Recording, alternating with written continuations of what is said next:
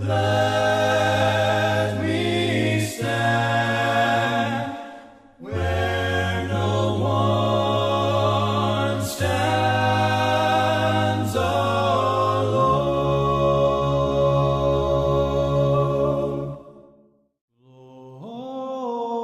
Glory to the King of Kings, majesty,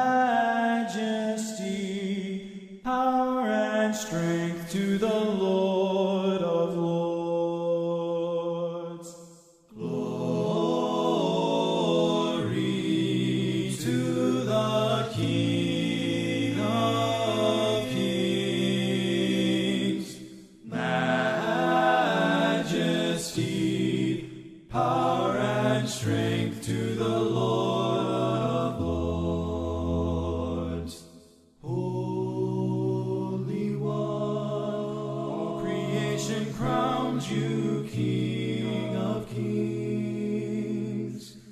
Holy One, King of Kings, Lord of Lords. Holy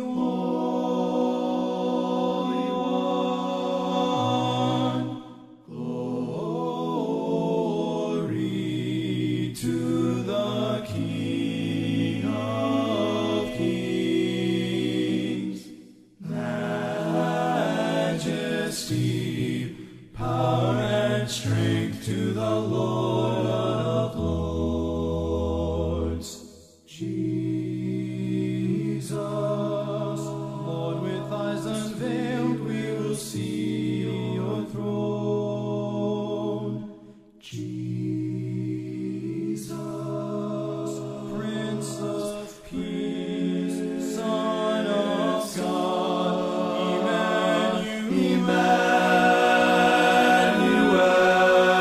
Emmanuel, glory to the King of Kings, majesty, power, and strength to the Lord of Lords. Power and strength to the Lord of Lords. Power and strength to the Lord of Lords.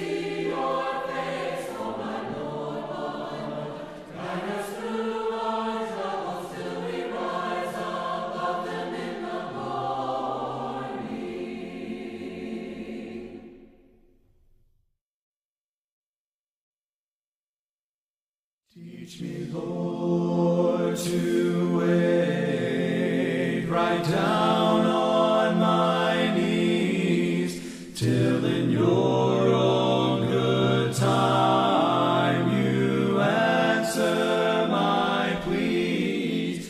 Teach me not to rely on what others do, but to wait in prayer for an answer from you.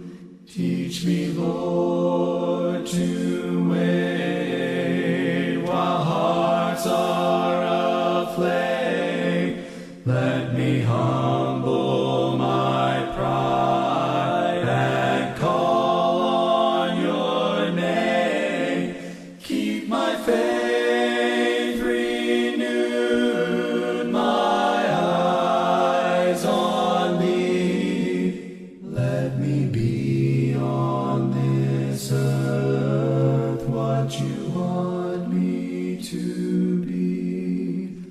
They that wait upon the Lord shall renew their strength. They shall mount up with wings like eagles.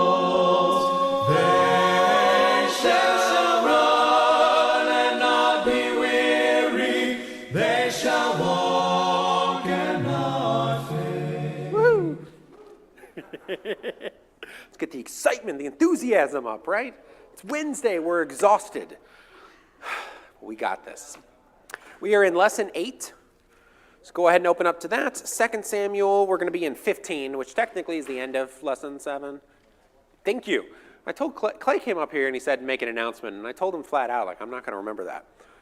And currently, I have not remembered that. He wants me to announce that Matt is going to be having his surgery in the morning to get a feeding tube put in. They're probably going to be keeping him until Friday or Monday at the latest. And so make sure to remember him in your prayers. What'd you say, 8:30 in the morning? 8 o'clock in the morning? He'll be having his surgery. So just remember Matt in your prayers, feeding tube, 8 o'clock in the morning. So hopefully that'll all go well for him and he'll get better nutrients. So, okay, last time we did chapters 13 and 14. So you can go ahead and open up to 2 Samuel and look at the fantastic story, the wholesome Bible class story of Amnon and Tamar, and then Absalom. It's a favorite. I know we all like to teach the 2 and 3 year olds this story. Everybody gets to make their little Amnon and Tamar. Anyways, that's enough. It's not a story we ever really talk about, but this is a huge event in the life of David. And it is a direct event because of his sin with Bathsheba and the murder of Uriah. So, just to remind you, Amnon is a loser who falls in love with his sister, and his sister doesn't have a clue about it, and then he concocts this scheme with the help of his cousin, Jonadab, and ultimately tricks her into coming in, forces himself upon her, rapes her, totally destroys her, and then he hates her and kicks her out and says he's not going to have anything to do with her. And that leads to, she then goes to her brother Absalom, who takes care of her. Absalom nurses his hatred of his brother, and 2 years later murders him at a fake dinner. This is the instigation. Absalom then flees. He goes to his grandfather in Geshur, lives there for a little while before finally Joab can concoct a scheme to trick David into bringing him home.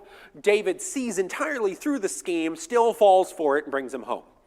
And that's really where we left off last time. The last story we talked about at the end of chapter 14 is Absalom living 2 years in Jerusalem, not seeing his father, not allowed into the presence of the king. He tries to get in touch with Joab a couple of times. Joab ignores him. So Absalom burns down Joab's field. Joab shows up. And then ultimately he goes before David, and Absalom is allowed back into the presence of David, and David welcomes him back in. Any comments on those two chapters? Yes. One thing I disagreed with that you said, I think Only one? Yeah, I think Absalom. It was a real dinner because it was actually food and drink. Okay, that is true. Food and drink was there, yes. But whether they had a good time was not as important to him. Yes, there was food because he got super drunk. Amnon did. The loser. Anyways, so chapter 15. Chapter 15 really is the beginning of the story of Absalom. Up until this point, he's been a secondary character. He's taking care of his sister. He's avenging his sister. He's nursing this hatred towards his father during this time period. He goes and he lives with his grandfather, who is king over Geshur. And during that time, it seems as though a change really comes over Absalom, because the writer of 2 Samuel really changes with him. Absalom goes from this righteous character who is a holy avenger, who is really portrayed quite well in his first two chapters of being discussed, to really deviating from that. His hatred of his father almost screams out at the beginning of chapter 15 that he is just done with King David. He begins to behave very kingly, as if he's already in that position. He starts a conspiracy, ultimately leads to a rebellion, and that's what we're going to talk about now, where nothing more good is going to be said about Absalom. His good days are behind him, and his rebellion days and wickedness is coming forward. Chapter 15, verse 1. After this, so once he has been welcomed back into the favor of David, once he is belonging again to the house of David, once he is again a prince of the house of David, he gets himself a chariot and horses and 50 men to run before him. And Absalom used to rise early and stand beside the way of the gate. And when any man had dispute to come before the king for judgment, Absalom would call to him and he would say, "From what city are you?" And he would say, "Your servants from such and such a tribe in Israel." Absalom would say, "See, your claims are good and right, but there is no man designated by the king to hear you." Then Absalom would say, "Oh, that I were judge in the land. Then every man with a dispute or cause might come to me, and I would actually give him justice." I added the word actually, but that's what he means. Whenever a man would come near to pay homage to him, he'd put his hand out and take hold of him, and he would kiss him. Thus Absalom did to all of Israel who came to the king for judgment. So Absalom stole the hearts of the men of Israel. This is real sneaky. Real sneaky. He starts off by portraying himself as king. He has a chariot, he has horses, he's got 50 men to run in front of him. That's king. We're not talking about wealthy guy here. We're not talking about prince even. He is king in the land. Then he goes down to the city gate. And people are coming in and going out, and they're coming to see David, and he begins to talk to them. He begins to get to know them. You can just see the Absalom. He learns their name on the way in, and he files it away. And then a couple of days later, they're leaving, and he knows their name. How did it go with David? How did things go? Did you even get to talk to the king? You know, if I was in charge, I would have given you justice. There's a little subtle jab here, isn't there? Because there's a huge difference between being the guy in Absalom's position and being the guy in David's position. And the big difference is when you go before David, sometimes you are wrong and he doesn't agree with you. And sometimes he has to say no because he is king and he has a responsibility to do real justice. Absalom can say whatever he wants. I'm going to get to you. Absalom can say whatever he wants. And so when he comes and he says, "Oh, I would have given you real justice," it doesn't even matter whether that man is right or wrong. Absalom can just say that, and everybody's like, "Oh, I should have gone to him. He would have been so much nicer." Yeah.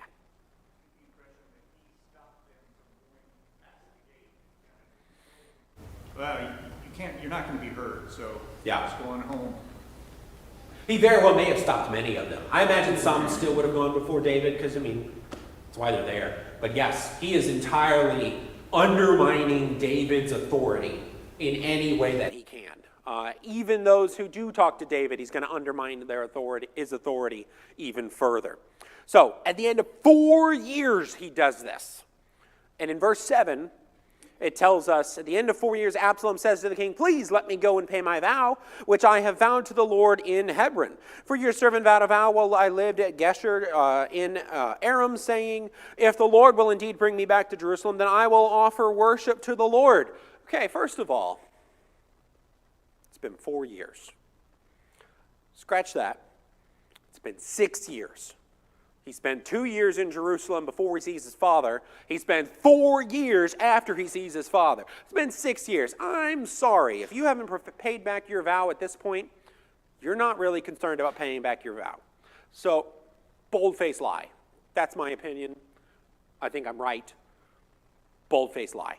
Like, it's not about a vow. So he goes a little further. The king says, go in peace. He arises and he goes to Hebron. But Absalom sent secret messengers throughout all the tribes of Israel. And he says, as soon as you hear the sound of the trumpet, say, Absalom is king at Hebron. With Absalom went 200 men from Jerusalem who were invited guests. They went in their innocence and knew nothing. I'm grateful to the writer of 2 Samuel for telling me that these 200 guests had no idea what was going on. They were just excited because the prince was bringing them. He sent for Ahithophel the Gilonite, David's counselor, from his city in Gilo, and the conspiracy grew strong, and the people with Absalom kept increasing. If you want to know about Ahithophel, it's online. There you go. Clay did a great job. Anyways, so he gets down there. He sends messengers throughout all of Israel and says, pronounce Absalom king at Hebron. Why is he pronounced king at Hebron? Where David was announced king. The unrighteous kings are pronounced king elsewhere. The righteous king is pronounced king first in Hebron. That's his image. I am my father. You love me, you trust me like you once loved David and trusted David. And now you love me. We're going to start that same pattern. I will be king first at Hebron. He gathers together individuals. He's offering some sacrifices down there in verse 12, perhaps furthering the vow lie. I still believe it's a lie. Even though he really offers sacrifices, I just don't see Absalom. I don't see it. I'm just going to be honest. He's gathering together individuals of renown, namely Ahithophel here, once counselor of David. And the conspiracy gets stronger and stronger. Any comments before we talk about how David responds to this? Yes. Later on, the writer of 1 Kings tells us that David knew what was going on and never said anything. And you're never told that here, but David's history, you kind of feel like there was probably opportunities for David to say, what are you doing with this chariot? Yeah. And his kids were definitely a weak spot. But again, yes, look at passive David. David is so powerful in 1 Samuel. He is so powerful at the beginning of 2 Samuel. And then he encounters Bathsheba and murders Uriah, and he is passive.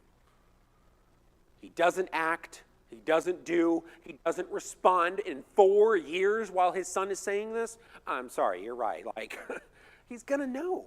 He knows this is going on, but he does nothing. He doesn't interfere with Amnon and Tamar. He doesn't even comfort Tamar, as far as we can tell. The only thing that the writer of 2 Samuel gives us of David's response to the Tamar incident is he's mad.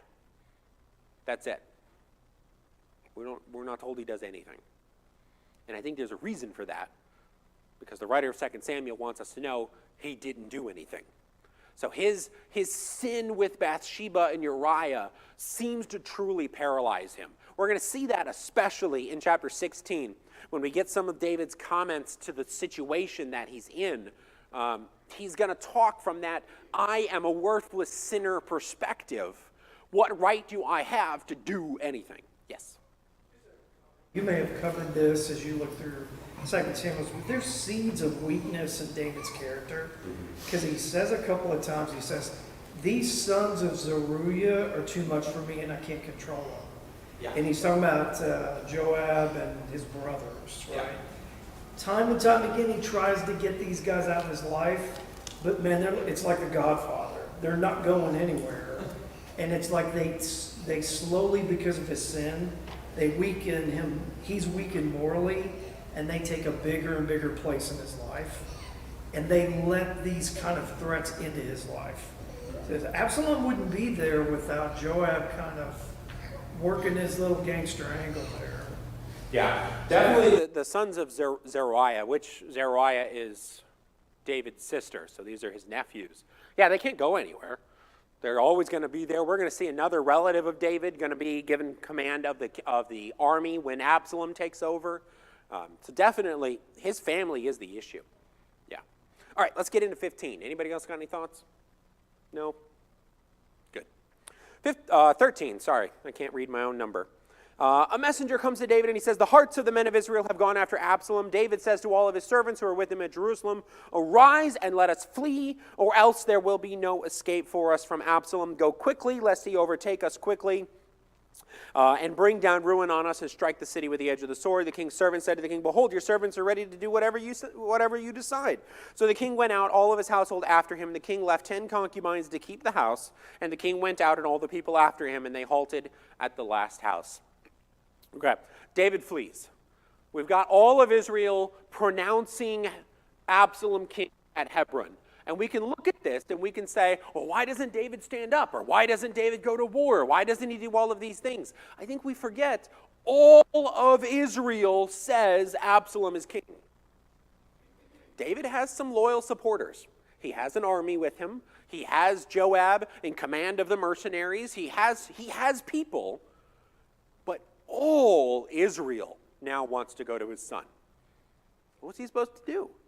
He gives a great response. He says, if we stay here, then Absalom is going to come and he's going to kill all of Jerusalem. Why should all of Jerusalem die? Because of me and my son. So he flees. He takes his servants with him, leaves behind 10 concubines in order to keep the house. Any other thoughts? Afford to ignore that there's a lot of people that hated David. Yes. Because they, number one, knew who Ruth was. And there's something a little bit funky about that. He had a little bit of like an Obama kind of sense, like, Obama was from Kenya or whatever. Yeah. That kind of vibe. And the other thing around this is that, he supplanted Saul, and Saul had a lot of friends. And you can tell when he's escaping, there's people like throwing, what's the word? They're throwing dung at the God by cursing him.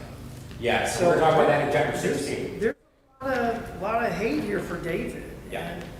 And, don't know why, but Absalom played into it. Yeah. I think a lot of it's because he gets really passive.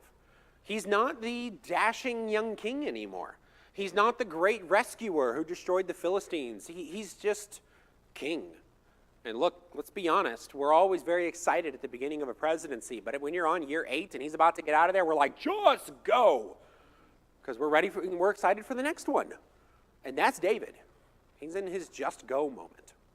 Okay, let's get a little further.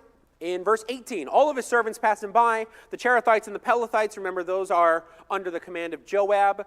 No, they're under the command of Abishai. One of them, one of the sons of Zeruiah. All of the 600 Gittites are also with him. From Gath, they pass on before the king. David stops Ittai the Gittite and he says, why are you going with me? Like, you're a Philistine. Like, you're not of us. Like, you are a foreign people. You're on the outside. You can just stay here and you'd be just fine. What's Absalom going to do to you? You just transfer your loyalty and get paid. Wherever my lord the king shall be, whether for death or for life, there will also will your servant be. These individuals are coming from David's history. So his mighty men are with him. The Cherethites and the Pelethites have been there since Hebron. We know at very minimum since Hebron. And now the Gittite coming from Gath has probably been there since pre-Hebron when David was still living amongst the Philistines. Got a thought? Who, the Gittite? Where do you get that?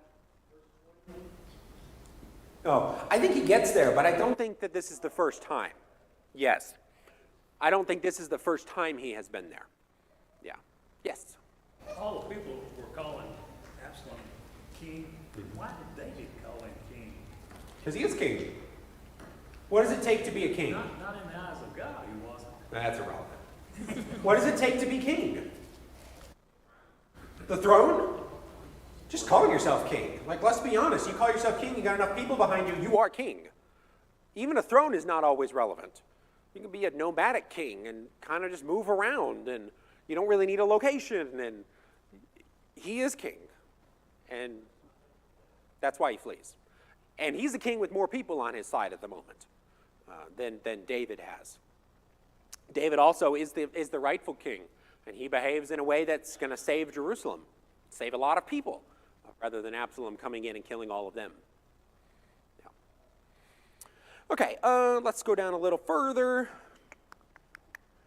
In verse 23, all the land wept aloud as the people passed by, and the king crossed the brook Kidron, and all the people passed on toward the wilderness. They're leaving Jerusalem. That's the image that you're getting there by crossing the brook Kidron. Abiathar and Zadok come up with all of the Levites. They're carrying the Ark of the Covenant of God. They are loyal to David. They still believe in David, but David tells them, no, you are not going to be taking the Ark of God out. He tells them in verse 25, carry the Ark of God back into the city. If I find favor in the eyes of the Lord, he will bring me back and let me see both it and his dwelling place. But if he says, I have no pleasure in you, behold, here I am, let him do what seems good to him. This is the crestfallen David. I guarantee you he's thinking of the prophecy of Nathan. I guarantee you he's thinking of the sinfulness that he is with the Bathsheba incident, with the Uriah incident. He is down on himself so strongly that he does not believe God is with him. He doesn't. By saying, leave God here. If God really likes me, he'll bring me back to him. Remember, this is the Ark of God. God dwells between the cherubim. The glory of the Lord is between the cherubim. This is where God is, and he leaves God behind. That is such a strong image of where David is he left God in Jerusalem. All right, any thoughts? Because if he understands what Nathan has told him, then how could he not see what is happening as part of the prophecy against him? Yes. Any other thoughts? Yeah. This question is more global than just this lesson, but I was trying to track the judges and the decision makers in the courts, and first Samuel was the judge. Mm-hmm. So after that was Saul, and then David the judge of right and wrong. Functionally, yes. Yes, they take over as king. They take over that responsibility. Especially with Absalom's comments, it seems like David does not delegate that from this point forward. I could see Saul delegating it. Kind of seems like something he would do. David all the time. Yes. Yes. One thing that's interesting is just what sin can actually do, right? Mm-hmm. So even things done in secret, God's going to bring it out in front of everybody. Yeah. So, it does feel a little bit like God deserted David, because all of a sudden this is kind of like Saudi Arabia, where the lion kills the whelps, and this is the old lion and I'm the new. I'm going to kill all the successors, and I'm going to take over the pride. And he rapes all these women and ride in front of everybody. Yeah. Right? Yeah, we're going to talk about that in just a second. Kind of hardcore. Yeah. Okay, let's keep talking about Abiathar and Zadok. So, David tells him to go back. In verse 27, he says to Zadok, are you not a seer? Go back to the city in peace with your two sons, Ahimaaz and Jonathan, the son of Abiathar. So when he says your two sons, he means the sons of each guy. Not they're both one guys. They're eithers. And so that's why it makes a big deal about the second one is of Abiathar. He says, see, I will wait at the fords of the wilderness until word comes from you to inform me. Zadok and Abiathar carried the ark back, and they remained there. We're going to find out in the next chapter that the sons wait just outside of Jerusalem for word of what's going on, and they're going to go and tell David what's going on. David, though, he goes up onto the Mount of Olives in verse 30, weeping as he goes, barefoot with his head covered. All the people who were with him covered their heads. They go up as well, weeping as they go. It was told David, Ahithophel is among the conspirators with Absalom. And David said, O Lord, please turn the counsel of Ahithophel into foolishness. He leaves God behind, yet still calls on the Lord. This is David. He's a very complex fellow, isn't he? What else happens on the Mount of Olives? Think whole Bible. What else happens on the Mount of Olives? Jesus gets arrested. The betrayal of Jesus happens there. This is where he weeps. Yeah, this is where he's entering Jerusalem and weeps. Yeah, this is a pretty important mountain. People leaving Jerusalem, gazing back at Jerusalem and weeping for it. And so we've got that David and Jesus image here of looking down at Jerusalem and weeping for what is about to happen to it. Jesus weeps because of the destruction that's coming upon it. David weeps because of the destruction that is going to come upon it as well. Verse 32, David tells us was coming up to the summit where God was worshipped. Behold, Hushai the Archite came to speak to him with his coat torn and dirt upon his head. David says to him, if you go with me, you're going to be a burden to me. If you go back and you tell Absalom, I'll be your servant, O king, as I have been in your father's servant in the time past, so now I will be your servant, then you will defeat for me the counsel of Ahithophel. Are not Zadok and Abiathar the priests there with you? So whatever you hear from the king's house, tell it to Zadok and Abiathar. Behold, their 2 sons are with them there. Ahimaaz, Zadok's son, Jonathan, Abiathar's son, and by them you shall send to me everything you hear. So Hushai, David's friend, came into the city just as Absalom was entering Jerusalem. Okay, when we're first introduced to Abiathar, he is called David's what? Not Abiathar, Ahithophel. What is he called? His counselor. When we're first introduced to Hushai, he's called David's what? Friend. That's a difference, right? Both of them are, in a position of authority. They both have influence over David, but Hushai is definitely given a little bit of a stronger word in 2 Samuel than Ahithophel is.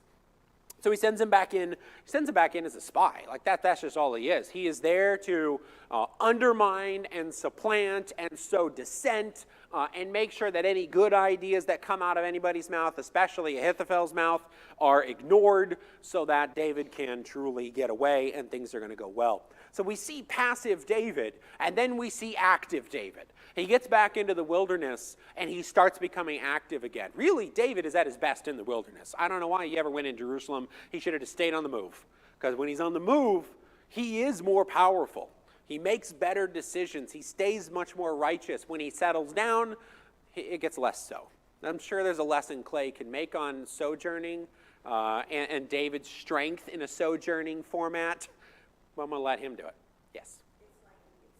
In Jerusalem. That's what it is. I mean, we see the same thing with Abram and Lot. Lot gets in there and gets tormented when he stays in a city, but as long as he was moving in the wilderness, we don't hear of him being tormented. David gets in there and he gets into his problems because he settles down. The people of Israel are better in the wilderness, even though they're whining and complaining. They get into the city and they intermarry, or into the cities of Canaan and they intermarry and they fall away, and God has to punish them, and they got all those problems that come in there. So the wilderness is where God's people are. Yes? Down in Hebron. Yeah. And David's leaving, going east out of Jerusalem. Is the wilderness across the Jordan? Is that where? That's where he's headed, yeah. Yeah.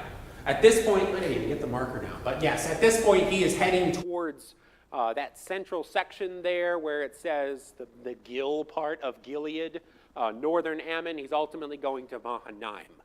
So that's his ultimate location. He's going to be going to the fords of the Jordan, which is probably that section between Jericho and the Dead Sea. You can argue that, but that's probably what it's referencing, is he's going to wait at the fords for news of what he's supposed to be doing.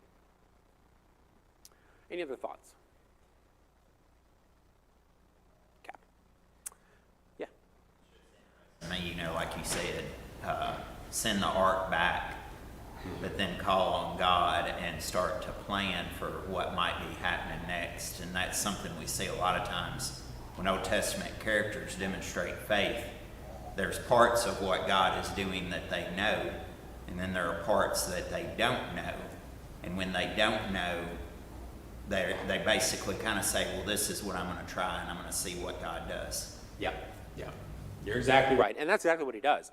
He weeps, please turn the foolishness of Ahithophel, or the counsel of Ahithophel into a foolishness. Hushai appears. Yeah. He's the ram in the bush. David's like, oh, I'm going to grab it. Okay, chapter 16. Any comments before we get into more David leaving Jerusalem?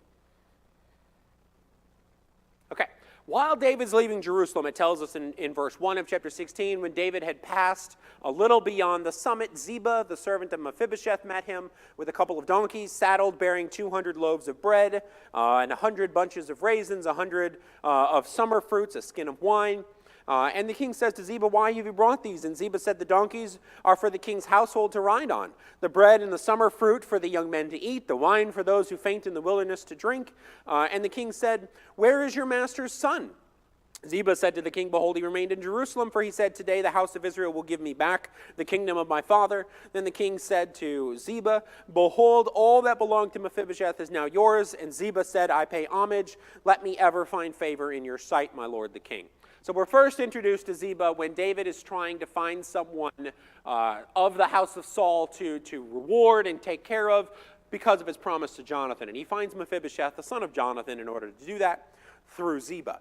Ziba, we're told, is a great landowner. He's got a lot of servants. He's got some wealth coming in, but then he's made a servant to take care of Mephibosheth's lands while Mephibosheth sits at the king's table. The second time we're introduced to Ziba is this story, where he comes along and he says Mephibosheth stayed in Jerusalem because he says that now Israel is going to be given back to him in the house of Saul, which it's not because Absalom's on the throne. But anyways, that's the story that he gives. And he gives David a bunch of food and resources. David responds by saying, "Everything that belonged to Mephibosheth is yours." David clearly understood that Mephibosheth is not on his side and has abandoned him. The next time that we encounter Ziba and Mephibosheth is on the return that David has, where Mephibosheth meets him, having not bathed, having not shaved, having not taken care of himself in any way, having his feet untaken care of. We even get that detail, and says, "I couldn't come. I told my servants to ready the donkey, and nobody came to get me." And David's like, "I don't know what to do. Split everything in half. Give half to Ziba, half to Mephibosheth, and we're going to call it even, and we're just not going to talk about it again." And so it's one of those great mysteries. Does Mephibosheth say this to Ziba? I don't think so. I think Ziba's a liar. But that's my opinion because the scripture doesn't really tell us that. And David is uncertain. David gets back into Jerusalem and hears the story from Mephibosheth and is not certain enough to say Ziba is a liar. So he splits everything in half and just says, "Don't talk to me about it again." So that's kind of the full story again of Ziba and Mephibosheth. But this is the second encounter with Ziba. Any comments before we talk about Shimei? Coming in, Mephibosheth doesn't have any leg to stand on with that argument. Oh, that's a fantastic pun. Fantastic. Did everybody catch that? Did everybody hear that? Fantastic pun. Doesn't have a leg to stand on. Yes, but you're exactly right. Yes, good job. Thank you. I'm just glad I'm not the one that said it. But is lying. I fully think he's lying. Yeah, I don't see any evidence to the contrary. Yeah. He can Saul's stuff back. Yeah. Any other thoughts? Cool. All right. Verse 5. When King David comes to Bahurim is just outside of Jerusalem. Like on this map, probably it would be where the J is of Jerusalem. Like it is just outside. There came out a man of the family of the house of Saul whose name was Shimei. It could also be Shimei, but I grew up with people saying Shimei, and if I try to say Shimei, it's going to come out Shimei. So Shimei, the son of Gera, and he came and he cursed continually. This man must have been very creative because it's a constant stream of words as all of David's people are going past. It tells us he throws stone at David and at all of the servants of King David, and all the people and all the mighty men were on his right and on his left.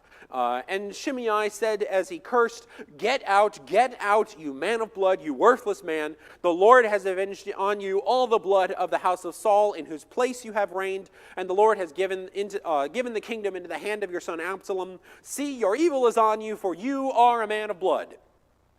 Is he a man of blood? Yeah, totally. Is he a man of blood because of the house of Saul? No, he's not. He killed no one, as far as I know, of the house of Saul. But That is the accusation that Shimei is truly laying on him. He calls him a man of blood because of the blood of the house of Saul, in whose place you have reigned. God now gives the kingdom into Absalom. He also calls him a worthless man. Anybody have a different translation there? Dead dog is there, yeah. Dead dog, worthless man. Okay. Some of them might say son of Belial. It is those words again. But son of Belial kind of just seems, it's a son of worthlessness. But sometimes it'll be there in these sections. And so I didn't know. I didn't look up all of the other translations to see if somebody has son of Belial or not. Any comments on Shimei before we talk about a son of Zeruiah again? Starts the curse with, you're a man of blood. So about David, growing up, was taught in children's Bible classes, David couldn't build the temple because he was a man of blood. Now, more recently, it seems as if we want to say, well, that's not true. David couldn't build the temple because he was too busy with the conquest of the land. But in Chronicles, he tells Solomon he couldn't build the temple because he was a man of blood. So, Is it like both? I think it's both. Yeah. Kings doesn't really emphasize that as much. Kings really more Samuel emphasizes much more that God didn't want him to. He thought it was a good idea, but he's going to do something to David. David's son would do something for God.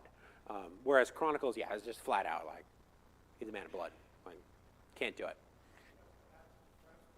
I put a judgment on this because of what David did to the nation of Ammon. I mean, he kind of genocided these people. Well, he's supposed to. That was God commanded and God ordained. He was supposed to kill all of Ammon. Line them up and kill 2 out of every 3. That was the Amalekites. He really was supposed to kill 3 out of 3. I think what you're thinking about is the Amalekites, not the Ammonites. Oh, he is them too, yes. But this was still part of the same land that they were supposed to conquer in the first place, and they didn't. We'll agree to disagree. I'm not sure he's supposed to. He should have done that or was commanded to do that to the Ammonites. Yeah. He did that because they offended him. Oh, they totally did it. Because they stripped his mourners naked and paraded him around. Yeah. And he said, I'm going to go kill these people. Yeah. Okay, let's look At verse 9, then Abishai, the son of Zeruiah, said to the king, why should this dead dog curse my lord the king? Let me go over and take off his head. Man, they just have a wonderful way of talking. Then he goes on in verse 10, the king says, what have I to do with you, you sons of Zeruiah? He does say that pretty frequently. If he is cursing because the Lord has said to him, curse David, who then shall say, why have you done so? Going back to that Nathan prophecy here, you can tell it's on his mind. David also further says in verse 11 to Abishai and all of his servants, behold, my own son seeks my life. How much more may this Benjaminite? Leave him alone. Let him curse, for the Lord has told him to. It may be that the Lord will look on the wrong done to me, and the Lord will repay me with good for his cursing today. So David and his men went on the road, while Shimei went along on the hillside opposite him and cursed as he went, threw stones at him and flung dust. And the king and all the people who were with him arrived weary at the Jordan, and there he refreshed himself. Okay, so Abishai says, let me go take his head off. David says, no. We don't really know what's going on, even though David really clearly tells us what he thinks is going on. He thinks Shimei is the mouthpiece of God here. He says the Lord has told him to. We see that down there in verse 11. Or 12, one of them. Yeah, end of 11. He clearly, that's his opinion. The first time he talks, he says maybe, but that really is what he thinks. He thinks he should be cursed. He should have these things said. The stones should be flung. And so all of his people then are being cursed and have stones flung at them. Because remember, this is who he's throwing it at. In verse 6, he throws stone at David, at all the servants of King David, all the people, all the mighty men. He's throwing it at everybody as they all go by. David and his men go down the road. Shimei continues to follow along on the hillside, cursing and throwing stones and flinging dust. And the king goes on to the Jordan, where the fords are, and refreshes himself there. Any comments? Cool. Ultimately, Shimei is going to get killed by Solomon. When David says, I promised I wouldn't hurt him, but he's a pretty awful guy. You know what to do. Make sure, he goes down to Sheol with blood. And so Solomon follows that. Verse 15. Let's talk about Absalom the idiot. Because this is the beginning of Absalom the idiot. We've already talked about Absalom the righteous. We've talked about Absalom the kingly.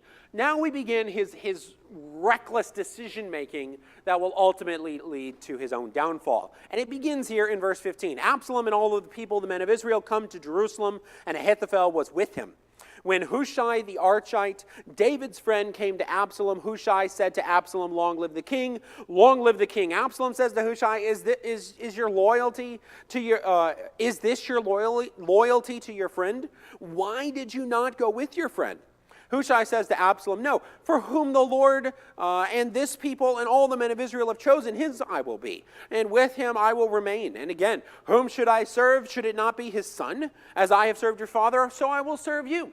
He really expresses loyalty to the crown much more than he does to the man, which is not uncommon in the ancient world. When the next king comes in, you just transfer your loyalty. But he also says, I'm just following everybody. Everybody's chosen you. Even David has run away. So I'm going to follow you, and I'm going to stay with you. Is it not even more right that my friend David is no longer king, so I should be the friend of his son? That even makes more sense. And Absalom believes him. He says, that's fine. And we can look at that and we can say, wait a second, why would he believe him? Shouldn't he have some more guile or suspicion? Absalom has taken over all of Israel. Do you know how many friends David has in Israel? He's got a lot of enemies. He's got a lot of friends. There's a lot of people who serve David very faithfully who still live inside of Jerusalem. This is just another one. I mean, he's filling his father's shoes. The whole court that didn't go with is going to still be there. Because they still have to function as a city. And so all of those people are still going to be there. Okay. In verse 20, Absalom says to Ahithophel, give your counsel, what should we do? Ahithophel says, go in to your father's concubines, whom he has left to keep the house, and all Israel will hear that you have made yourself a stench to your father, and the hands of all who are with you will be strengthened. So they pitched a tent for Absalom on the roof. Absalom went into his father's concubines in the sight of all Israel. Now in those days the counsel that Ahithophel gave was as if one consulted the word of God. So was all the counsel of Ahithophel esteemed, both by David and by Absalom. So Ahithophel's first piece of advice to Absalom is that you need to make a point to everyone that you're not just going to run back to your daddy. You need to make everyone know this is not fixable. This is not something that's going to be rectified later. This is not something that we're just going to brush under the rug as some youthful rebellion. No, this is not fixable. So he's going to do something that breaks the law, is unspeakable, and uncover his father's wives. That's what it is, concubines. Lesser status, but I'm not making that point. He's going to uncover their nakedness. Not only is he going to do this, he's going to do this in front of everybody. So he's not just going to let news trickle out of the palace. He wants everybody to see. Now, some of the scholars I read say this might have been an open front tent, so that everyone literally could see. This may have been a closed front tent, so they see them go in and hear sounds. I don't know which is more true. I really hope it was closed. I'm really scared that it wasn't. I think it makes a much stronger point of the wickedness and the true depravity that Absalom is doing here to have it open. But we don't know. Just those are your two options. This will now make him a stench to his father. It's going to make him a stench to anybody who's righteous too. But we're not going to talk about that. But this is the beginning of Ahithophel's really good wisdom that is actually foolishness because God is trying to destroy Absalom. Ultimately to punish David, but he's going to destroy Absalom because David's throne is the one that's going to go on, not Absalom's. Any comments anybody has on that? Yes? Did the kingship come with a harem? With a harem? Yeah. We know he came with several wives. And clearly he's gathered some concubines because it says he leaves 10 of them back there. So he has more than 10 because he takes some with him. He only leaves 10 behind. How many he has, I don't know. But yes, the kings, from this point forward, we get to hear about concubines. Maybe all your possessions or something? Yes, because the concubines are his possessions. Yeah. So David inherited Saul's harem? Yes. If I remember right, There yes. wouldn't have been any issue with that because he's not a descendant. Yes. By starting with David and going down, there's an issue with inheriting a harem because now we're relatives. Yep. And so I would think that there would be no inheriting the harem starting with David. That would make sense. Yeah. Josh? If they're righteous. Yes. So I had to look back at it, but this was actually part of what Nathan delivered to David, because he said in 2 Samuel 11, I will take your wives and give them to another before your very eyes, and he will sleep with them in broad daylight. I can't remember if this was from a sermon I had heard a long time ago or something, but Ahithophel may have been there when Nathan was saying this, since it was, he approached David in the throne room, I think. Maybe I'm just envisioning that, I don't know. Yeah. But It's always possible. what do you think, Josh? And I don't think David kept it a secret either, because that's not really David's style. He tells everybody everything. Yeah. Any other thoughts? Yes. When David goes back in after the Absalom thing, Absalom has evidently had all of David's concubines. Would that be true, even of the 10 that kept house, or no? He's not like. Has Absalom had all the concubines that David had? That's the indication here. Because when David goes back after Absalom's killed him, David won't touch those concubines, and they die basically old maids, basically. Yeah. Was that because Absalom had them? Yeah. And I'm wondering why would he have picked up Saul's concubines that Saul had, if that's the deal? Yeah, because they're not related. The issue here Seems to be an issue of law of Moses. You cannot uncover the nakedness at this point. Like, there's too much, and the law won't allow it. With Saul's, it's just taking another guy's wife. Like that's what we're having. He's done that a couple of times. Yeah. Any other thoughts? Okay. So the conclusion here is Absalom sleeps with the concubines in the sight of all of Israel, and then we have the real hit on the head of the nail with Ahithophel, that what he says is as if you consulted the word of God, and everybody esteems him that way. If you want more comments on that, see Clay's sermon. Any thoughts before we get a little bit into chapter 17, because I got like 4 minutes. Okay. The next section here we've got from verse 1 all the way down through verse 14, a little even further than that, is a war between Ahithophel and Hushai. This is truly a battle of the fates, if you like Star Wars, for what's going on here.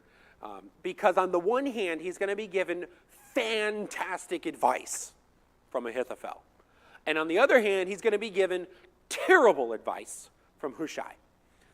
Ahithophel tells us in verses 2 and following, or 1 and following, he says, give me 12,000 people. I'm going to run after them. David doesn't have 12,000.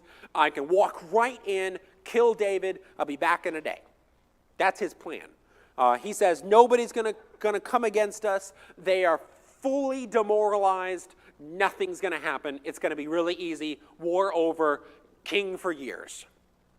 Fantastic advice. Like, it really could not have been better advice than this. Hushai counters this with, I'm not really so sure. Remember, David's with a bunch of mighty men. They're really used to being in the wilderness. They're really powerful and filled with valor. And you come upon them and they start hearing Absalom starting to kill people. Oh, we're going to come in on that. And they're going to fight and they're going to push. And there's going to be a massive slaughter. And Israel's going to know that David's really powerful and you're really weak. And so really what you should do is wait a few days. Because that's a smart idea. And just gather the full might of Israel together, and then go in person and go to war. Now, up until this point, have we had any indication that Absalom is a man of valor, or that he's a soldier at all? Anybody seen anything like that? No, I don't tend to know very many soldiers that have long hair of righteousness, remember? I can think of one who never was a part of an army, but was his own army, and that's Samson. He's really the only one I know that's got specifically mentioned he's got really long hair and he goes into battle. Everybody else, it's a hazard. How do we know it's a hazard? Because of what happens to Absalom. Do you have a comment? Amazing, this high-stakes battle. And it really was like the greatest TV show that could ever be done, because one of those two is going to die.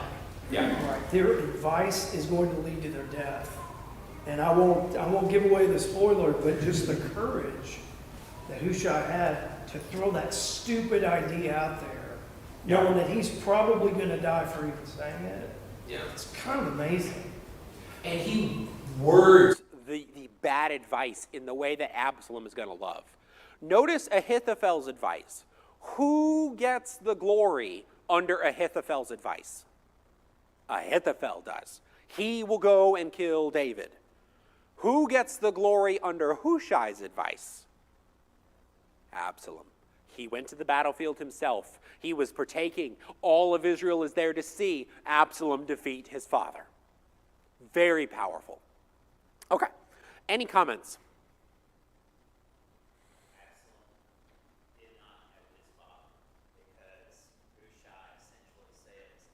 Go after him now, you're going to find his party first, but he'll be hiding somewhere, which means that he's essentially saying that David would sacrifice his own men to protect himself. And David is the man who wouldn't drink water that others had risked their life to get for him. Yes. Yeah. I don't think David really got Along well with his kids. There's really no interactions between them. Solomon is really the only one we get any kind of interactions between David and his kids. And really, he's the only one who's in any way similar to him. The rest of them are not. I mean, there's a similarity a little bit with Amnon we talked about, but not in a great way. Okay, that is it for today. We're going to pick up with probably verse 15 out of chapter 17 and move into lesson 9. So be ready for that next time.